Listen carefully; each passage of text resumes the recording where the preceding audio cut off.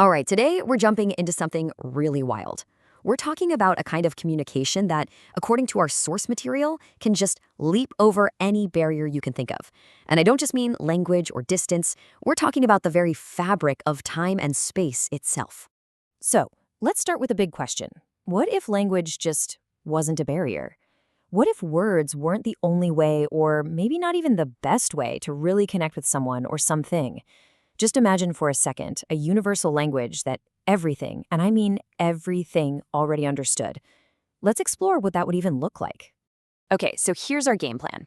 We'll kick things off with a kind of communication we all know and use every day. Then we'll dive into what our source calls a supreme form of connection. From there, we'll see who or what you can actually talk to with this language, how it might even bend the rules of time, and finally get to its most powerful expression of all, love. All right, first things first, let's set the stage a bit. We're all communicating in countless ways, every single day, most of the time without even realizing it. Our source text lays out this kind of communication ladder.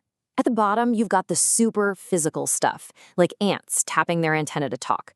Then you climb up a bit and you see things like form, think ancient statues, or posture, like a swan's mating dance.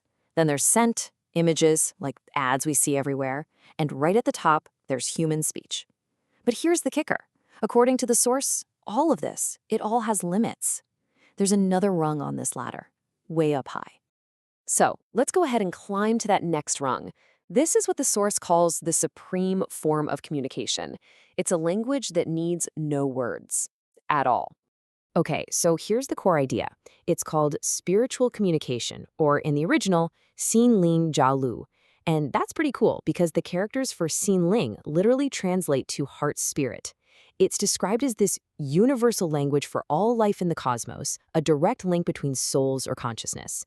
The big idea here is that it's not about the words you're saying, it's about what you are. It's about the feelings and intentions you have deep down in your core.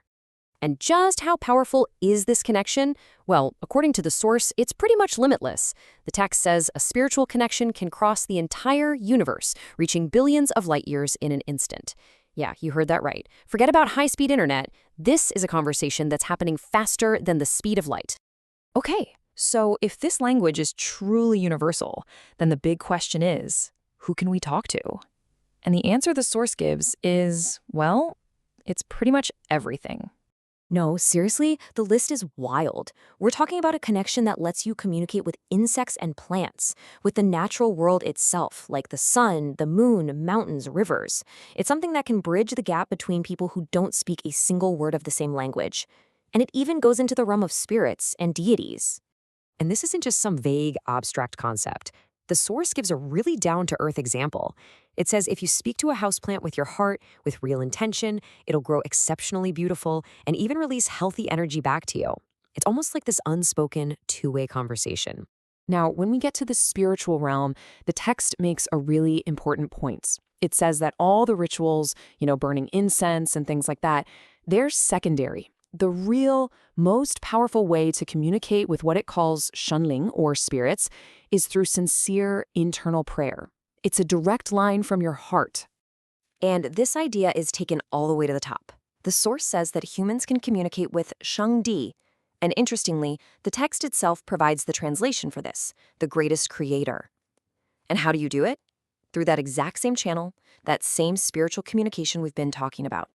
All right, now hold on, because if connecting with plants and spirits wasn't mind-bending enough for you, the source proposes that this type of communication also smashes right through the barrier of time. So how does that even work? Well, the source suggests that when you think of a loved one who's far away, you can actually feel their emotions in that exact moment. It then goes a step further, saying that really devout followers can genuinely connect with historical figures like Jesus and Buddha. But then, and this is the wildest part, it claims that prophets and even great science fiction masters are basically just receiving spiritual communications from people in the future. Okay, so this brings us to the final and really the most important part of all of this. What's the fuel for this engine? What is the ultimate expression of this universal language? Well, according to our source, the answer is actually very simple. It's love. The source makes a really key distinction here. It says spiritual communication is the highest form of connection you can have, but the spiritual communication of love, That's its most perfect and complete expression. It's the absolute peak of this whole idea. And the source gives us this really vivid picture of what this energy looks like. It describes a person's emotional state as actually changing their energy field, their aura. When there's love between two people, their auras are described as dancing and merging together, flashing with colorful light. But with hate, it's the complete opposite. Those same auras become like a volcanic eruption, just shrouded in black fog. Taking this idea to its absolute final conclusion, the source introduces a concept it calls spiritual lovemaking. And this is described as the most advanced, most perfect form of love. It's a connection so profound that it happens entirely through this spiritual communication, with no physical contact needed whatsoever. The source gets pretty poetic trying to describe this. It calls it an exquisite display of two magnetic fields blending, an experience that is both intoxicating and entrancing. It's framed as this complete merger of two souls, just through the pure energy of love. So when you boil it all down, the key takeaway from the source is this. We spend so much time focused on the limits of our words. But there's this other channel that's supposedly always open, always available. A higher form of communication that works directly, spirit to spirit, consciousness to consciousness, soul to soul. And that really just leaves us with one final thought to chew on. If this universal language of the heart is real, if you could speak it fluently to anyone, or anything, in the entire cosmos, what would be the very first thing you'd say?